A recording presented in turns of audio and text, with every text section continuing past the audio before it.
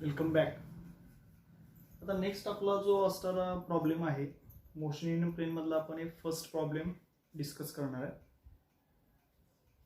काय म्हटलं बघा, example the position vectors of 3 particles are given bye.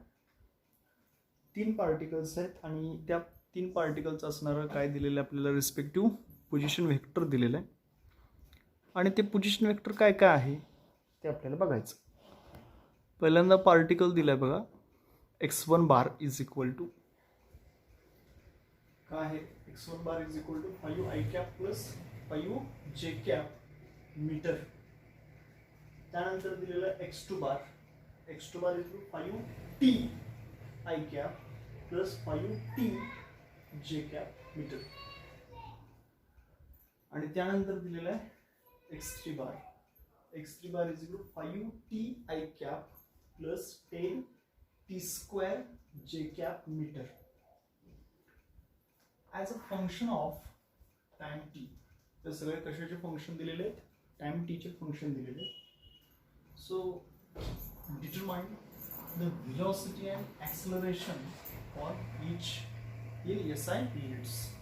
विचारले काय आपल्याला, तर प्रत्येकाचे असणारी रिस्पेक्टिव्ह काय काढा, व्हेलॉसिटी आणि त्याचं असणारं ॲक्सेलरेशन फाइंड आउट करा असं म्हटलेलं आहे. काय दिलं आहे बघा प्रॉब्लेममध्ये, the position vectors of 3 particles are given by. x1 bar दिला 5 i cap plus 5 j cap metre. x2 bar किती दिला आहे, 5 t i cap plus 5 t j cap metre. आणि x3 बार किती दिलेला आहे, 5 t i cap plus 10 t square j cap metre. It is as a function of time t आणि determine म्हटलेलं आहे velocity and acceleration for each in SI units. So therefore problem समजला. Position vectors दिलेले आहेत 3 पार्टिकलचे, x1 दिला आहे, x2 दिला आहे आणि x3 दिला आहे.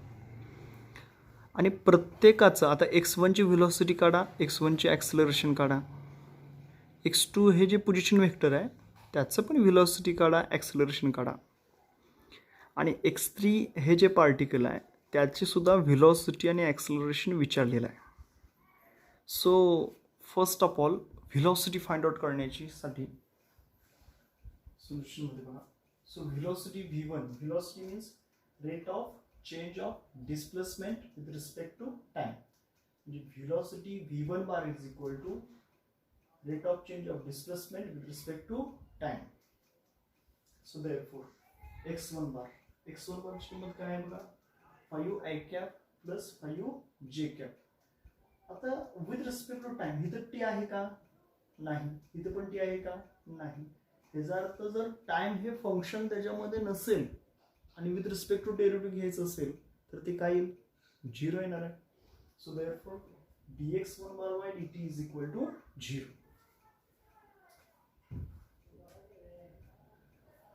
त्यामध्ये काय येणार बघा, dx1 bar by dt is equal to 0. कसं काय, पहिल्या पार्टिकलची आपल्याला व्हेलॉसिटी काढायची आहे आणि व्हेलॉसिटी म्हणजे काय, rate of change of displacement with respect to time. x1 बारची किंमत 5 i cap plus 5 j cap. कुठेही टी आहे का, टी कुठेही नाही. सो त्याचं विथ रिस्पेक्ट टू डेरिव्हेटिव्ह काय, 0.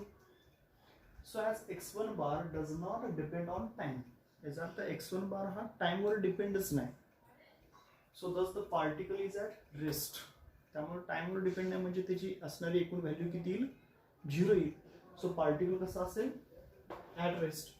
याचा अर्थ याची व्हेलॉसिटी 0. व्हेलॉसिटी 0 आली तर ॲक्सेलरेशन म्हणजे dv बाय dt. आता vचं 0 आहे म्हणजे ॲक्सेलरेशन पण 0, म्हणजेच पार्टिकल कसा आहे, रेस्ट आहे, एका जागेवरती आहे, व्हेलॉसिटीच नाही. माझी व्हेलॉसिटी 0 आहे म्हणजे पार्टिकल इज ॲट रेस्ट. माझी व्हेलॉसिटी असेल तर जे काहीतरी डिस्प्लेसमेंट होत असेल. Okay. So therefore for first particle x1 bar dx1 bar by dt याचं derivative with respect to time घेतो. इथं टी कुठं आहे का, टी नाही, म्हणजे याचं डेरिव्हेटिव्ह काय येईल, 0 येईल. So derivative 0. So x1 bar does not depend on time. So thus the particle is at rest. Okay. आता आपला असणारा सेकंड पार्टिकल जो आहे x2 bar is equal to 5t I cap plus 5t जे cap, त्याचं आपण velocity find out करू. So v2 bar is equal to dx2 bar upon dt. So v2 bar is equal to derivative of x2 bar. x2 bar काय आहे बघा, 5t I cap plus 5t जे cap. ह्याचं derivative with respect to t cancel होईल, राहील फक्त 5 I cap plus इथे सुद्धा टी डेरिव्हेटिव्ह आहे त्यामुळे टी कॅन्सल, काय राहील 5 जे कॅप. कशामध्ये मोजणार व्हेलॉसिटी, मीटर पर सेकंड मध्ये.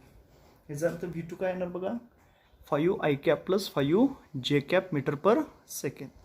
ओके, कारण की x2 मध्ये हा इथं टी आहे, इथं पण काय आहे टी, आणि याचं derivative with respect to time काय येणार 5 I cap plus 5 j cap. आता इथं सुद्धा v2 मध्ये does not change with time. v2 मध्ये कुठं टाइम आहे का, नाही. मग dv2 बाय d2 म्हणजेच ॲक्सलरेशन, आणि ते काय येणार ॲक्सलरेशन 0. सो देअरफॉर v2 मध्ये सुद्धा बघा does not change with time, म्हणजे याचं ॲक्सलरेशन काय 0 येणार आहे. Okay, so therefore v2 is equal to under root vx square plus vy square.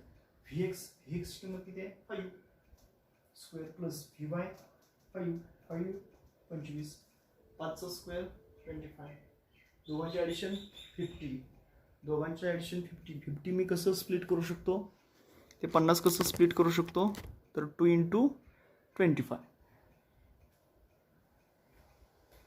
25 into 2 are 50. So therefore 25 याचं असणार स्क्वेअर रूट 5 तर याचं under route 2. So velocity of the second particle x2 is equal to 5t I cap plus 5t j cap चं 5 under root 2 metre per second. याचं acceleration, आता याची direction आपल्याला बघायची. tan theta is equal to vy upon vx. vy ची किंमत किती आहे 5, vx ची किंमत 5 1. त्याचा अर्थ tan theta ची किंमत 1 कधी येते, तर थीटा काय असेल 45 degree. So the direction of v2 makes an angle of 45 degree to the horizontal. त्याचा अर्थ त्या असणाऱ्या व्हेलॉसिटीची डिरेक्शन किती आहे 45 डिग्री मध्ये त्याच्या हॉरिझॉन्टलची. ओके, तर हा झालं कोणाच्या बद्दलचं, v2 बद्दलचं. सो नेक्स्ट आपला x3 काढायचा. x3 किती आहे 5t I cap plus 10t square जे कॅप. बघा x3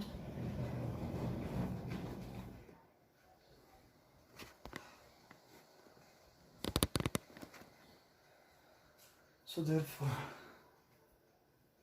v3 bar is equal to velocity rate of change of displacement with respect to time, म्हणजेच काय dx3 अपॉन dt. काय आहे x3 ची व्हॅल्यू, x3 ची व्हॅल्यू काय आहे बघा 5t I cap plus 10t square जे कॅप. 5t t म्हणजेच 5 आय कॅप येईल प्लस 10t स्क्वेअर आहे, तो स्क्वेअर 10 ला मल्टिप्लाय मध्ये जातो, डेरिव्हेटिव्ह घेतो आपण, म्हणजे तो वरचा 2 आणि इकडचा 10, 2 into 10 20 t j cap. T स्क्वेअरचं डेरिव्हेटिव्ह काय ट्वाइस टी, टी स्क्वेअरचं डेरिव्हेटिव्ह ट्वाइस टी, ते 2 त्या 10 ला मल्टिप्लाय होऊन 20 झालं. So 20 t j cap. So v3 bar is equal to dx bar upon dt is equal to 5 i cap plus 20 t j cap. So v3 is equal to vx square plus vy square. vx की किंमत किती आहे 5, 5 चा square plus vy, vy ची किंमत किती आहे 20t square metre per second. हे कशाची व्हॅल्यू आली v3 ची value. So therefore its direction is along tan theta is equal to vy किती आहे 20t upon vx किती आहे 5. So theta is equal to tan इकडे येईल, tan inverse of 20t upon 5. So this is the angle with the horizontal. काय 20t upon 5. तर next आपण याचं ऍक्सलरेशन फाइंड आउट करायचं आहे. So acceleration a3 is equal to rate of change of velocity with respect to time, म्हणजेच काय म्हणतो त्याला आपण ऍक्सलरेशन, इज इक्वल टू किती आहे बघा v3 ची व्हॅल्यू dv3 अपॉन dt, म्हणजे बघा 5 i कॅप 0 येणार आहे, 20 t j cap t cancel होईल, म्हणजे राहील फक्त 20 j कॅप, 20 j कॅप. ऍक्सलरेशनचं युनिट काय metre per second square. So आपल्याला त्याचं काय भेटलं, तिसऱ्या पार्टिकलचं ऍक्सलरेशन भेटलं. तिसरा पार्टिकल काय बघा x3 is equal to 5t i cap plus 10t square j cap. Okay, त्याचं आपल्याला डेरिव्हेटिव्ह घेतलं म्हणजे v3 काढला, आणि तो v3 काय येणार dx3 upon dt. So 5t cancel होईल, फक्त 5 i कॅप राहील. इकडचं हा जो 2 आहे डोक्यावरचा तो खाली येईल, सो 20t j कॅप होईल. हे बघा, so v3 is equal to vx square plus vy square. vx ची किंमत किती आहे 5 आहे. ओके, तर vy ची किंमत किती आहे 20t आहे, त्याचा स्क्वेअर होणार. So this is the velocity. आणि डिरेक्शन जी आहे ती काय असणार आहे tan θ is equal to vy upon vx. So vy upon vx 20t upon 5. So θ is to tan inverse of 20t upon 5 with the horizontal. तर acceleration बघण्यासाठी dv3 bye dt घेतलं. dv3 काय आले बघा 5. आता 5चं डेरिव्हेटिव्ह काय येतं 0. ओके, आणि 20t जो आहे त्या 20tचं डेरिव्हेटिव्ह काय येणार आहे 20 j कॅप, तसाच मीटर पर सेकंड स्क्वेअर. याचा अर्थ काय, दस द पार्टिकल 3 म्हणजे हा तिसरा जो पार्टिकल आहे इज गेटिंग ऍक्सलरेटेड. तोच काय होतो is getting accelerated along the y axis. त्यामुळे the particle 3 is getting accelerated along the y axis at किती स्पीड आहे बघा त्याचं 20 मीटर पर sorry acceleration 20 metre per second square. एवढ्या ऍक्सलरेशन पार्टिकल 3 काय होतो ऍक्सलरेट होतो. ओके, ठीक आहे. सगळ्यांनी तो असणारा प्रॉब्लेम जो आहे तो काय करा बऱ्यापैकी एकदा पाहून घ्या.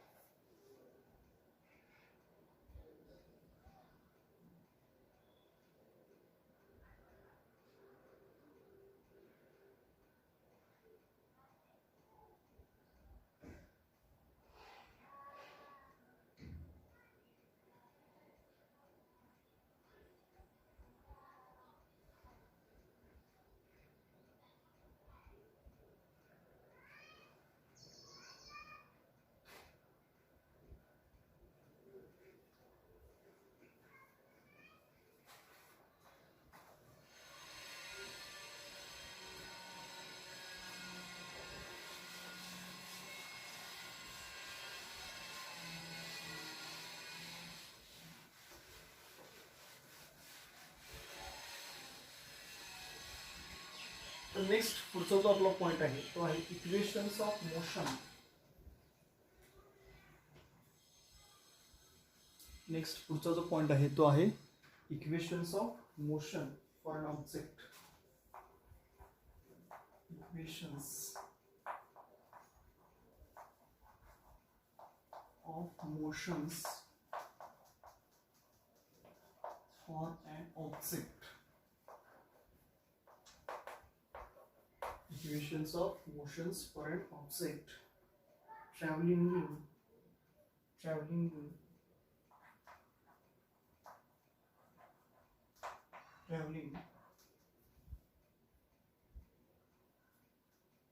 a plane with uniform acceleration.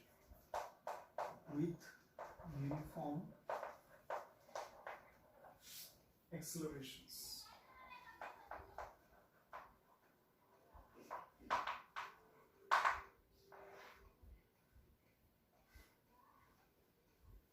तर जनरली इक्वेशन ऑफ मोशन कशाचा आहे equation of motion for an object travelling a plane with uniform acceleration. आपल्याला जनरली माहिती आहे इक्वेशन्स काय आहेत त्याचे. सो इक्वेशन मी इथे लिहितो पहिल्यांदा बघा, डिस्प्लेसमेंटचं इक्वेशन लिहितो, s is equal to ut plus half eighty square. हे इक्वेशन आपल्याला माहिती आहे. त्यानंतर व्हेलॉसिटीचं equation v is equal to u plus at, हे इक्वेशन आपल्याला माहिती आहे. v is equal to s is ut plus half eighty square, v is equal u plus at, हे इक्वेशन आपल्याला बऱ्यापैकी माहिती आहे. सो या ठिकाणी काय म्हटलेलं बघा, equations of motions for an object.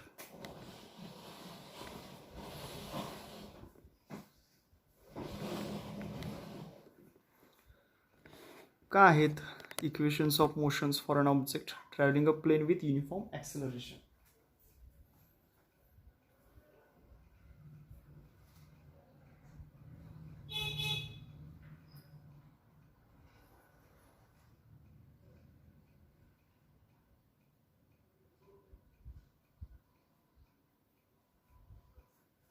Equations kinematic equations आपल्याला माहिती आहे. v square is equal to u square plus A T square, v square is equal to u square plus twice as.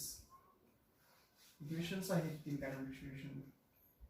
v square is equal to u square plus twice as, अशी equations आहेत. So equations of motions, three kinematic equations आहेत. v square is equal to u square plus twice as, okay, किंवा s is equal to UT plus half eighty square, हे equation आहे, किंवा v is equal to u plus at. So these equations of motions कशासाठी, for an object, जो object travelling a plane with uniform acceleration. असा object की जो काय होतोय, एका युनिफॉर्म ॲक्सेलरेशन काय होतो, मूव्ह होतोय. ओके, तर आता जनरली बघा, पहिली इक्वेशन समजा डिस्प्लेसमेंट जर असेल तर S is equal to UT plus half eighty square. समजा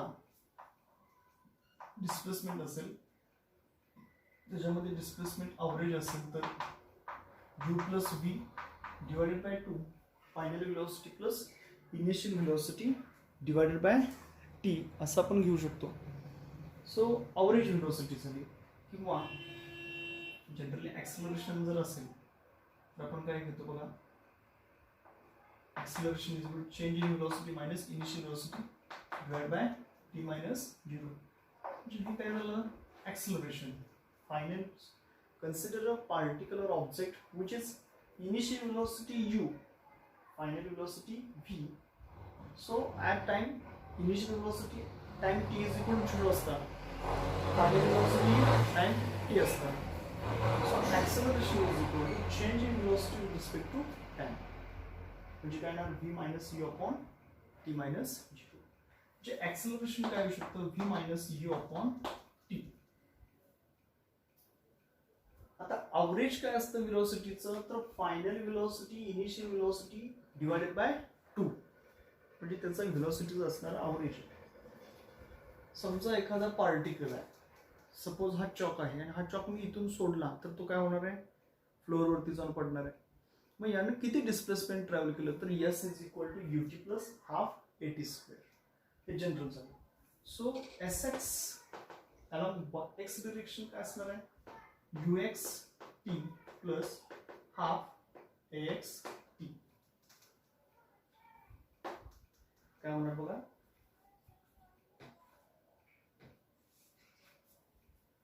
S X U X T plus half A x T square होईल. किंवा फायनल व्हेलॉसिटी असेल तर यूच्या ठिकाणी काय येणार आहे, व्ही येणार आहे.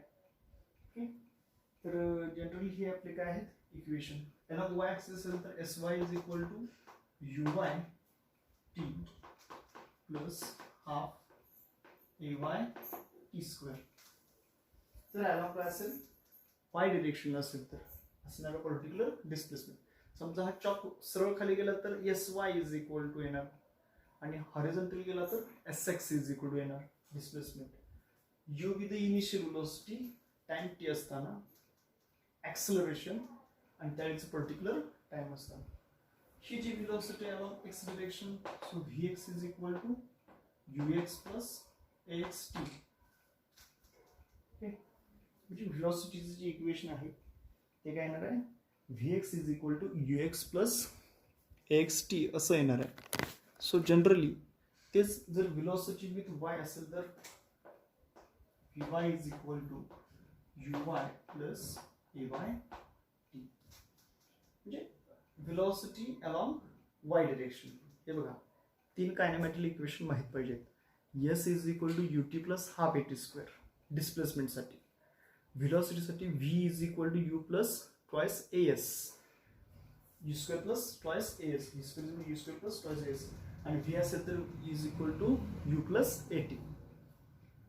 सो अलॉंग काय झालं, आपण रिस्पेक्टिव्ह डिरेक्शन लिहिलं. हे सुद्धा आपण vx square is equal to ux square plus twice ax, displacement जे sx sy काय असेल ते रिस्पेक्टिव्ह लिहू शकतो. किंवा vy square is equal to uy square plus twice ay s वगैरे काय असेल ते रिस्पेक्टिव्ह लिहू शकतो. तर these are the equations of motions for an object when traveling in a plane with uniform acceleration. Acceleration म्हणजे तुम्हाला माहित आहे, rate of change of displacement with respect to time. So these are the kinematical equations. Okay. तर हे आपले काय झाले, कायनेमॅटिकल equations आहेत.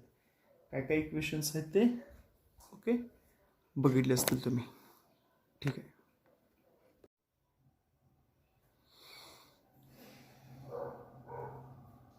नेक्स्ट एक्झाम्पल जे आहे, the initial velocity of an object is u bar is equal to 5 i cap plus 10 j cap meter per second. Its constant acceleration is a bar is equal to 2 i cap plus 3 j cap meter per second square. Determine the velocity and the displacement after 5 seconds. आधी question काय आहे समजून घ्या. Question समजला की आपल्याला त्याचा answer find out करता येईल. Initial velocity of an object म्हणजे ऑब्जेक्टची इनिशियल व्हेलॉसिटी म्हटलेलं आहे u bar is equal to किती आहे, 5 i cap plus 10 j cap meter per second.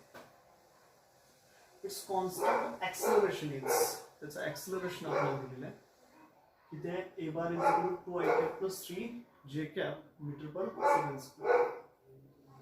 म्हणजे त्याची इनिशियल व्हेलॉसिटी u बार दिली, ॲक्सेलरेशन दिलेलं आहे, आणि डिटरमाइन करा म्हटलं velocity and displacement after 5 second. आणि शोधायला काय सांगितले, तर त्याची व्हेलॉसिटी किती आणि त्याचं डिस्प्लेसमेंट किती हे आपल्याला फाइंड करायचं. इक्वेशन आपल्याला माहिती आहे, कायनेमॅटिक इक्वेशन काय आहे, v is equal to u plus at. Kinematic equation काय आहे, v is equal to u plus at. So v bar is equal to u bar plus a bar t. u bar ची किंमत काय बघा, 5 i cap plus 10 j cap plus a बार ची किंमत काय बघा, 2 i cap plus 3 j cap, आणि time किती दिलं तर आफ्टर 5 सेकंड 5 येणार टाइम.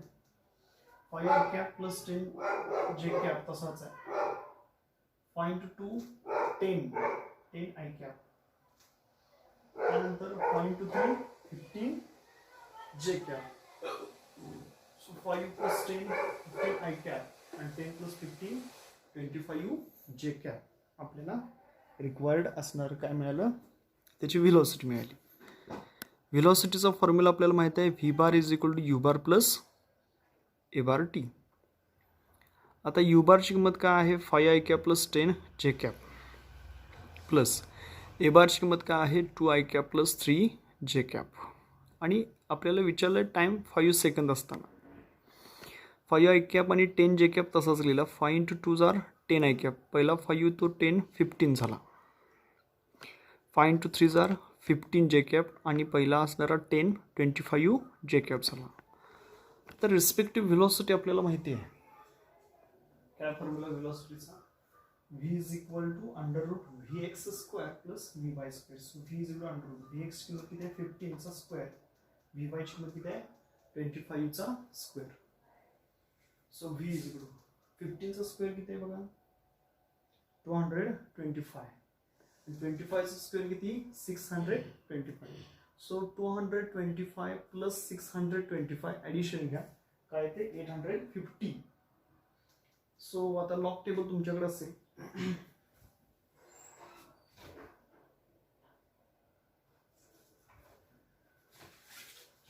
लॉग टेबलच्या साइन आपण काय करू शकतो, याचं स्क्वेअर रूट काढू शकतो.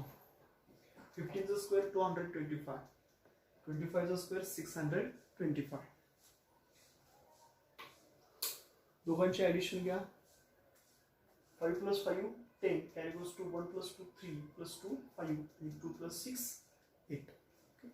पहिल्यांदा आपल्याला त्याची फॉर्म्युला माहित आहे. V bar is equal to u bar plus 80. V bar ची किंमत लिहिली 5 i cap plus 10 j cap. Acceleration ची किंमत लिहिली 2 i cap plus 3 j cap into 5. 5 × 2 = 10, 5 × 3 = 15. 5 i cap मध्ये 10 मिळवलं, 15 i कॅप आलं. त्यानंतर 10 j कॅप तसंच आहे. 5 × 3 = 15. यांची ऍडिशन घेतली 25 j कॅप आलं.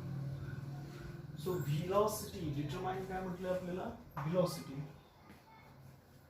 Velocity is equal to under vx² plus vy². So v is equal to vx². vx ची किंमत 15 चा स्क्वेअर, vy ची किंमत 25 त्याचा स्क्वेअर. सो दोघांची ऍडिशन आहे 850. आता 850 चा आपल्याला काय बघायचं आहे, square root. So square root from 10 to 100. आपण 85 चा स्क्वेअर रूट पाहायचा म्हणजे आपल्याला लक्षात येतं. सो आपण त्याला 8.5 मध्ये कन्वर्ट करून जर घेतलं असं, अंडर रूट 8.50 इंटू 10⁻². 0.2 बरोबर आपण पाठीमागे शिफ्ट झालो म्हणजे याचं 10⁻² स्क्वेअर कॅन्सल होतं. सो 8.5 चा स्क्वेअर बघा.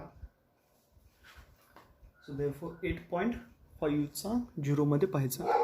सो 8.5 बघा, 8.5 चा 0 मध्ये किती येतो, 2.915. हे बघा 2.915. आता 8.5 चा आता 10⁻² आहे. 10⁻², 10⁻² स्क्वेअर रूट म्हणजे काय होणार, पॉईंट एक जर पुढे सरकणार. सो 29.15. लक्षात आलं. व्हेलॉसिटी काय दिलं, 29.15 मीटर/सेकंड. आपल्याला ज्या ज्या व्हॅल्यूज दिलेल्या आहेत त्यानुसार आपण हे सॉल्व्ह केलं. इनिशियल व्हेलॉसिटी दिले u बार, कॉन्स्टंट ॲक्सेलरेशन दिलं a बार. विचारले व्हेलॉसिटी आणि डिस्प्लेसमेंट काढा. व्हेलॉसिटीचा फॉर्म्युला माहित आहे, v bar is equal to u bar plus at. त्यानुसार u बार आणि at च्या व्हॅल्यू पुटअप केल्या आणि व्हेलॉसिटी फाइंड आउट केली. सो व्हेलॉसिटी फाइंड आउट केली आणि त्याच्यानुसार व्हेलॉसिटीची किंमत किती आली, √850 आणि त्याचं स्क्वेअर रूट बघितलं log टेबलने.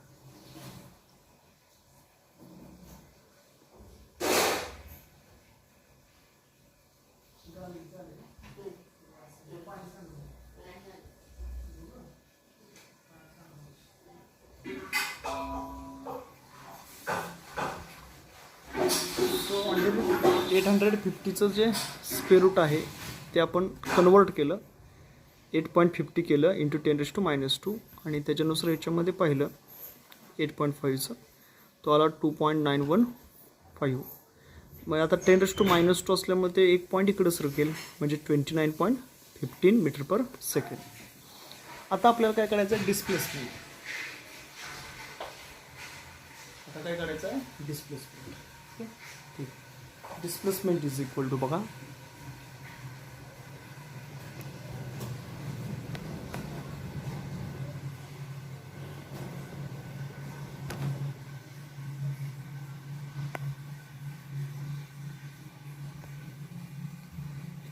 first of all,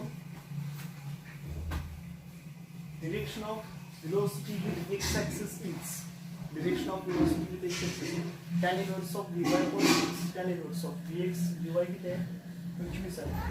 vy vx किती आहे, 15. आता दोघांचं डिवाइड घ्या. 5 3 5 चा आणि 5 3 म्हणजे 5/3. 5/3 ने जर डिवाइड केलं तर किती येतं बघा, 1.667. त्याचा आपल्याला काय करायचं आहे, नॅचरल टँजंट्स मध्ये पाहायचा. त्या दोघांचा असणारा रेशो किती येतो, 1.667. इथं 3 आहे, वरती 5 आहे. 3 ने 5 ला डिवाइड करा. 3 1 जार 3, 5 मधून 3 गेले, 2 राहिलं, 20 झालं.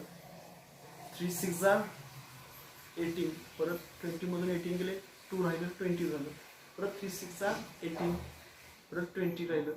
परत 3 7 जार त्याची पण म्हणजे 666 येत राहतं, त्यामुळे त्याचं आपण तिसऱ्या डिजिटला 7 दिलं. आता हे नॅचरल टँजंट्समध्ये पाहायचं.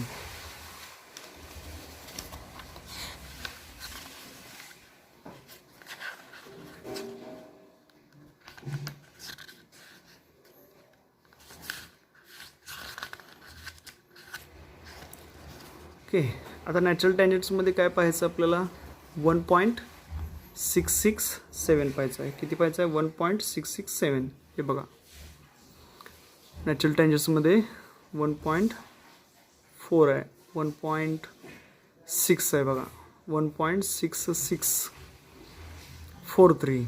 आता इकडे गेलं तर काय आहे, जास्त मोठं आहे. म्हणजे याचा अर्थ काय आहे, 1.6643. म्हणजे याचा अर्थ हे 59 डिग्रीच्या आसपास येतं. म्हणजेच आपलं ॲन्सर काय आलं बघा, theta is equal to 59 degree. Okay, so theta is equal to काय, 59 डिग्री आपला ॲन्सर आलं थीटाचा. विचारणे आपल्याला डिस्प्लेसमेंट आफ्टर 5 सेकंड. डिस्प्लेसमेंटचा फॉर्म्युला आपण बघितला, s is equal to UT plus half eighty square. यूची किंमत आहे 5 आय कॅप प्लस 10 जे कॅप, टाइम 5 आहे, हाफ तसाच आहे. ॲक्सेलरेशनची किंमत इथं दिली आहे 2 I cap plus 3 j cap 5चा square. So 5 into 5 25, 5 into 10 50, half तसंच आहे. 5चा स्क्वेअर 25, 25 into 2 जार 50, 25 into 3 जार 75. सो हा 25 आय कॅप हा काय येईल सांगा, 25 i cap plus 25 cap 50 i cap plus 50 j cap आहे असाच आहे. हाफ 75च्या हाफ, तो 75च्या हाफ काय येणार आहे, 370.5. So 50 plus 375 87.5 j cap. So s is equal to under root SX square plus SY square. SX 50चा स्क्वेअर, SY 87.5चा square. So s is equal to 50चा स्क्वेअर. तो सुद्धा आपण पाहू शकतो बाय युजिंग लॉग टेबल. कितीचा स्क्वेअर बघायचा बघा, 50चा स्क्वेअर बघायचा आहे. सो 50चा असणारा जो आपला रिस्पेक्टिव्ह स्क्वेअर आहे तो किती आहे बघा, 2500. ओके, सो 50चा आपण स्क्वेअर लिहिला 2500. त्यानंतर आपल्याला कितीचं करायचं बघा, 87चा 0.5 मध्ये पाहायचा. आता याचा 87चा 0.5 मध्ये बघताना काय करायचं, त्याचा रिस्पेक्टिव्ह लॉग घ्यायचा आणि त्या लॉगची काय करायची, दुप्पट करायची, त्याचा येणारा अँटीलॉग बघायचा. तो जवळपास बघा एवढा येतो 7656.25. ओके, कशाचा, 87चा 5 जो जवळपास किती 7656.25. तर दोघांची ॲडिशन घ्या, 0.25 तसं 0 to 6 6 5 5 plus 6 11 carry goes to 1 1 plus 2 3 3 plus 7 10 10,156.25. याचं काय घ्यायचं आपल्याला, परत स्क्वेअर रूट घ्यायचं, त्याचा लॉग बघायचा, त्या लॉगला 2 न डिवाइड करायचं. त्याचा लॉग, याची कॅरेक्टरिस्टिक बघा 1 2 3 4 5 घर आहेत. कॅरेक्टरिस्टिक येणार 4.10चा 1.5 मध्ये बघा, त्याला हाफने डिवाइड करा, आपलं रिक्वायर्ड आन्सर येतं. किती आहे 100.78. म्हणजे याचं काय आहे, वर्गमूळ आहे 100.78 metre. So therefore theta is equal to tan inverse of y upon dx. सो tan इनव्हर्स ऑफ y ची व्हॅल्यू किती आली 87.5, y ची व्हॅल्यू किती आहे 50. त्या दोघांचा जर आपण रेशो घेतला, येणारा जो रेशो आहे त्या रेशोमध्ये त्याचा आपण सेम इथं जसा अँगल फाइंड आउट केला तसा अँगल फाइंड आउट करायचा. आणि तो अँगल किती येतो बघा, 60 डिग्री 15 मिनिट. ओके, इथं tan इनव्हर्स ऑफ 87.5 आपण 50चा रेशो घ्यायचा. रेशो जो काही त्याचा रिस्पेक्टिव्ह जसा आपण अँगल बघितला तसा अँगल बघायचा, तो येतो 60 डिग्री 50 मिनिट. कशाशी, विथ एक्स ॲक्सिस. कशाबरोबर येणार आहे, असणार आहे आपला रिस्पेक्टिव्ह एक्स ॲक्सिस बरोबर. ओके, सो काय काय होतं एक्झाम्पलमध्ये आपल्याला बघा, इनिशियल व्हेलॉसिटी दिलेली यू बार, ॲक्सेलरेशन दिलेलं होतं ए बार, आणि आपल्याला व्हेलॉसिटी आणि डिस्प्लेसमेंट फाइंड आउट करायचं होतं. व्हेलॉसिटीचा फॉर्म्युला आहे you bar plus A bar T. त्याच्यानुसार व्हेलॉसिटी आली 15 आय कॅप प्लस 25 जे कॅप. त्यानुसार व्हेलॉसिटी आली VX square plus VY square. ती आली 29.15. त्यानंतर आपल्याला direction of viewer with x axis काढलं आणि ते आलं 59 डिग्री. त्यानुसार सेकंड काय विचारलेलं होतं, डिस्प्लेसमेंट कसं फाइंड आउट केलं, S is equal to UT plus half AT square. Okay, त्याच्यानुसार ते किती आलं बघा, 100.78 मीटर एवढं त्याचं काय असेल डिस्प्लेसमेंट झालं. 100.78 मीटर एवढं डिस्प्लेसमेंट झालं. त्यानुसार theta is tan inverse VY upon VX 87.5 upon 50चा रेशो घ्या. आलेल्या रेशोचा अँगल मी फाइंड आउट केला, तो येतो 60 degree 15 minute with x axis. Okay, धन्यवाद.